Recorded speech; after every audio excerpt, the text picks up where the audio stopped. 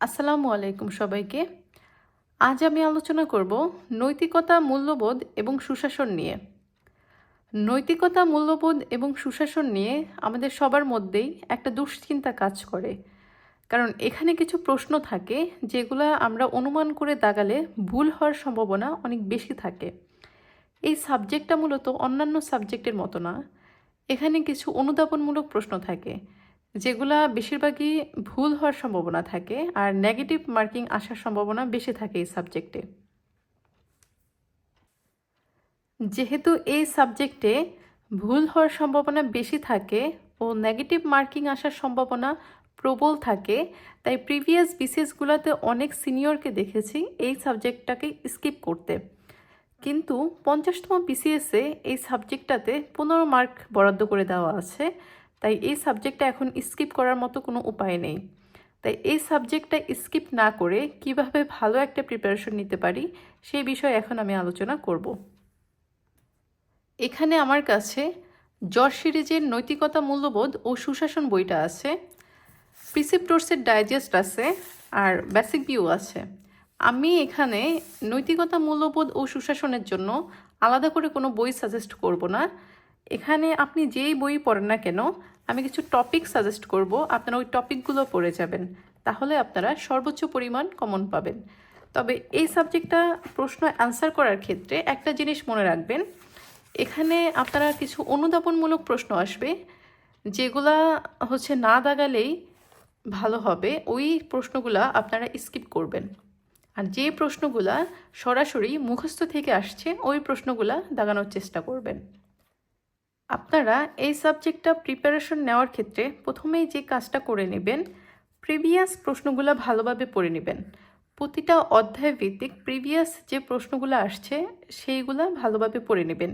সেখান থেকে 2 থেকে 3টা প্রশ্ন আপনারা কমন পাবেন। তারপরে যেটা করবেন, নৈতিকতা, মূল্যবোধ ও সুশাসনের যে সংজ্ঞাগুলো আছে সেই সংজ্ঞাগুলো মুখস্থ করে নেবেন। মুখস্থ বলতে ভালোভাবে পড়ে নেবেন। অনেক সময় হয় কি, আমরা পড়ার ক্ষেত্রে ভাবি যে এখন পড়ে নিলাম, পরীক্ষার হলে অপশন দেখলে মনে পড়বে। কিন্তু পরীক্ষার হলে যেহেতু সময় অনেক কম, অনেক প্রশ্ন আর একটা প্রেশার থাকে, তো সেক্ষেত্রে অপশন দেখে মনে করার মতো আসলে সুযোগ থাকে না।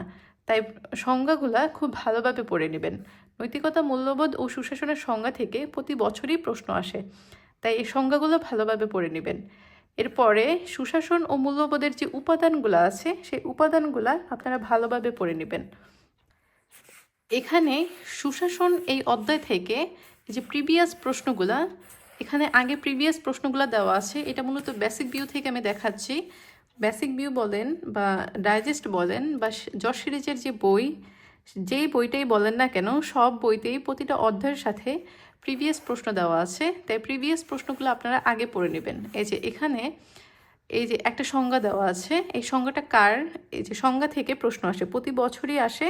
তো প্রতি বছর আসে, এই 47তম বিসিএসে আসে নাই, কিন্তু সামনে আসার সম্ভাবনা অনেক বেশি, যেহেতু 15 মার্কে প্রশ্ন আসবে তাই সংজ্ঞা আসার সম্ভাবনা অনেক বেশি আছে। সংজ্ঞাগুলো ভালোভাবে পড়ে নেবেন।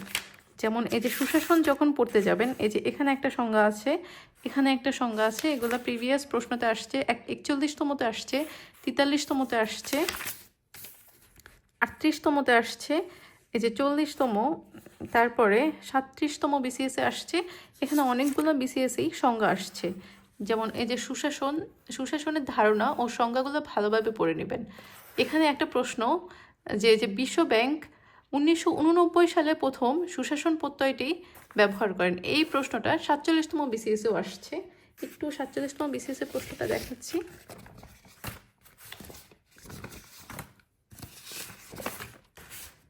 এই যে সুশাসন বিষয়ক ধারণাটি কোন আন্তর্জাতিক সংস্থা প্রথম তাদের প্রতিবেদনে বিস্তারিতভাবে তুলে ধরেন? বিশ্ব ব্যাংক। এই যে বিশ্ব ব্যাংক, এই যে সংজ্ঞাগুলো খুব ভালোভাবে পড়ে নেবেন। এরপরে যেটা করবেন, আমি বলেছিলাম উপাদানগুলো পড়তে, যে নৈতিকতা, মূল্যবোধ ও সুশাসনের সংজ্ঞা, এরপর সুশাসন ও মূল্যবোধের উপাদানগুলো ভালোভাবে পড়বেন। যেমন এই যে উপাদান থেকে প্রশ্ন আসে, এখানে উপাদান থেকে প্রিভিয়াস অনেক প্রশ্ন আসছে, যেমন 43তমতে আসছে, সুশাসনের উপাদান কয়টি বিশ্বব্যাংকের মতে? তারপর সুশাসনের 4টি স্তম্ভের উপর নির্ভরশীল, এটি কোন সংস্থা বলেছে? সংস্থা প্রকাশ করেছে। এই যে এখানে 41তমতে আসছে। এরপর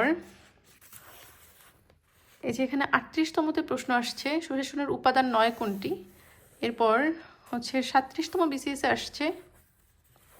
এই যে 37তম বিসিএসে আসছে, সুশাসনের কয়টি উপাদান? মূলত উপাদান থেকে প্রিভিয়াস অনেকগুলো বিসিএসই প্রশ্ন আসছে, তাই উপাদানগুলো খুব ভালোভাবে পড়ে নেবেন। এই যে এখানে উপাদানগুলো দেওয়া আছে। এই যে উপাদানগুলো জাতিসংঘের মধ্যে ইউএনডিপি, কৌটিল্যর মতে, তারপর হচ্ছে ইউএনএইচসিআর, আইডিএ, এই যে সবগুলো উপাদান খুব ভালোভাবে পড়ে নেবেন, খুব ভালোভাবে পড়ে নেবেন। এরপরে যেটা করবেন, এখানে এই যে সংজ্ঞাগুলো যখন পড়বেন তখন সালগুলোর সাথে পড়ে নেবেন। এই যে এই সালটা 47তম বিসিএসেও আসছে। এই যে একটু দেখাচ্ছি।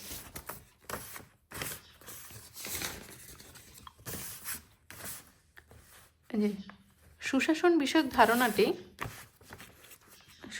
বিষয়ক ধারণাটি প্রথম কোন খ্রিস্টাব্দে একটি আন্তর্জাতিক সংস্থা তাদের রিপোর্টে বিস্তারিতভাবে তুলে ধরে? 1992। এই যে সংজ্ঞা প্রদান 1900। সার্বিক উন্নয়নের লক্ষ্যে একটি দেশের সামাজিক ও অর্থনৈতিক সম্পদের ব্যবস্থাপনার জন্য ক্ষমতা প্রয়োগের পদ্ধতি হলো গভর্নেন্স। এই যে এটা হচ্ছে 1992 সালে। এই যে সালটা আসছে, এই সালগুলো খুব ভালোভাবে পড়ে নেবেন, কারণ এখান থেকেও প্রশ্ন আসে। সালগুলো থেকে প্রিভিয়াস অনেক প্রশ্ন আসছে। এই যে এখানে একটা প্রশ্ন আছে, এই যে এখানে প্রিভিয়াস অনেক প্রশ্ন আছে, এগুলা আপনারা ভালোভাবে পড়ে নেবেন এই সালগুলো সহ, যাতে করে এই যে মুখস্থ জিনিসগুলো আসলে অ্যান্সার করতে পারেন। কারণ এখানে অনেক প্রশ্ন আসবে, দেখে মনে হবে যে উত্তর হয়তো বা 3-4টার মধ্যে 4টাই হতে পারে, তখন আপনি অনুমান করে একটা দাগাবেন, তো সেই দাগানোর ক্ষেত্রে ভুল হওয়ার সম্ভাবনা বেশি থাকবে। তাই এই মুখস্থ জিনিসগুলো খুব ভালোভাবে পড়তে হবে। এরপরে মূল্যবোধের সাথে সুশাসনের সম্পর্ক পড়বেন। এই যে এখানে দেওয়া আছে মূল্যবোধ শিক্ষা ও সুশাসনের সম্পর্ক। এই টপিকগুলো খুব ভালোভাবে পড়বেন। এগুলা থেকে প্রিভিয়াস যে প্রশ্ন আসছে, আগে সে প্রিভিয়াস প্রশ্ন পড়ে নেবেন, সাথে এই টপিকগুলো পড়বেন। এরপরে যেটা পড়বেন, সুশাসন ও মূল্যবোধের গুরুত্ব। এরপরে আছে সুশাসন ও মূল্যবোধের বৈশিষ্ট্য শ্রেণী বিভাগ। যেমন এই যে সুশাসন মূল্যবোধের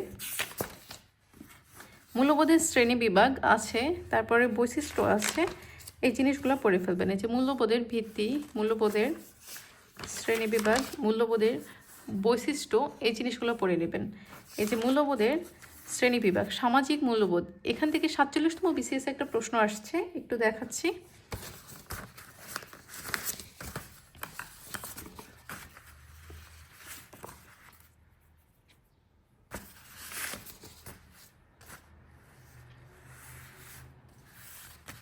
এই যে মানুষের মধ্যে সামাজিক মূল্যবোধ গড়ে ওঠে, এখানে এটা একটু অনুধাবনমূলক, আপনাকে ভেবে চিন্তে আনসার করতে হবে।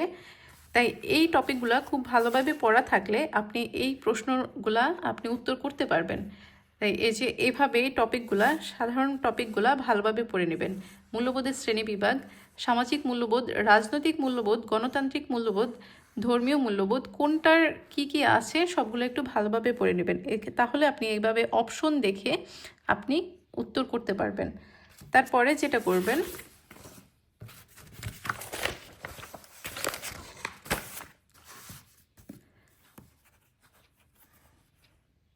জাতীয় উন্নয়নে সুশাসন ও মূল্যবোধের প্রভাবগুলো পড়বেন। এগুলো সব বইতেই আছে, আপনি যদি বেসিক বিও থেকে পড়েন তাহলেও পাবেন, ডাইজেস্টও পাবেন, জশ সিরিজের MP3তেও পাবেন। তাই চিন্তার কোনো কারণ নাই, এই টপিকগুলো আপনি খুঁজে খুঁজে প্রিভিয়াস প্রশ্নসহ খুব ভালোভাবে পড়ে নেবেন। এরপরে সুশাসন ও মূল্যবোধের উপযোগিতার অনুপস্থিতির প্রভাব পড়ে নেবেন। তারপরে যেটা করবেন, নৈতিকতার ধারণা ও সংজ্ঞা, এই টপিকটা পড়ে নেবেন। এই যে নৈতিকতার ধারণা সংজ্ঞা, নৈতিকতার এই যে সংজ্ঞাগুলো, যে প্রমাণ সংজ্ঞা, ধারণা, এই জিনিসগুলো পড়ে নেবেন। এগুলা যা যা দেওয়া আছে প্রিভিয়াস প্রশ্ন সহ, এই জিনিসগুলো খুব ভালোভাবে পড়ে নেবেন। পরীক্ষার হলে যখন এই সাবজেক্টটা দাগাবেন তখন একটা জিনিস খেয়াল করবেন যে এই নৈতিকতা মূল্যবোধ সুশাসন অংশে সংবিধান থেকেও কিছু প্রশ্ন আছে। সংবিধান মূলত আমরা বাংলাদেশ বিষয়াবলীর জন্য পড়ে থাকি, তো সংবিধান থেকে সেখানেও কিছু প্রশ্ন পাবেন, আবার এই অংশ প্রশ্ন পাবেন। তো সেই জিনিসগুলো একটু ভালোভাবে খেয়াল করে প্রশ্নগুলো উত্তর করবেন। এই যে প্রিভিয়াস যে প্রশ্নটা ছিল 47তম বিসিএস, সেখানেও কিন্তু প্রশ্ন ছিল, যেমন জনস্বাস্থ্য নৈতিকতা নিশ্চিতকরণে রাষ্ট্র কার্যকর ব্যবস্থা গ্রহণ করবে। এই বিষয়ে সংবিধানের কোন অনুচ্ছেদ, মানে এটা সংবিধান থেকে। সরকারি নিয়োগ লাভের সুযোগের সমতার বিষয়টি সংবিধানের মতে, এটাও কিন্তু সংবিধান থেকে। প্রতি বছরই সংবিধান থেকে 2-3টা প্রশ্ন এই অংশে দেওয়া থাকে। তাই সংবিধান যখন পড়বেন তখন বাংলাদেশ বিষয়াবলিতেও কমন পাবেন, এখানেও পাবেন, তাই ভালোভাবেই পড়বেন। আর এই সাবজেক্ট নিয়ে বেশি টেনশন করবেন না। এই সাবজেক্টটা আপনারা প্রিপারেশন নেওয়ার ক্ষেত্রে একটা জিনিস খেয়াল করবেন, আপনারা যখন বাসায় মডেল টেস্ট দিবেন তখন দেখবেন যে আপনারা যেই প্রশ্নগুলা একাধিক উত্তর মনে হয় সেগুলো যদি আপনারা অনুমান করে দাগান, আর যদি ভুল হয় বেশি, মানে ভুলের পরিমাণ যদি বেশি হয়, তাহলে পরীক্ষার হলে আপনারা রিস্ক দিবেন না। আর যদি দেখেন যে আপনার অনুমান সঠিক হয়, সর্বোচ্চ পরিমাণ সঠিক হয়, তখন আপনি সেগুলো দাগাবেন। আর যদি দেখেন যে ভুল হয়, তাহলে সেগুলো না দাগিয়ে আপনারা মুখস্থ জিনিসগুলো দাগানোর চেষ্টা করবেন। এই সাবজেক্টটা একটু এই জিনিসগুলো মাথায় রাখবেন, যাতে আপনার নেগেটিভ মার্কিং এই সাবজেক্ট থেকে না আসে।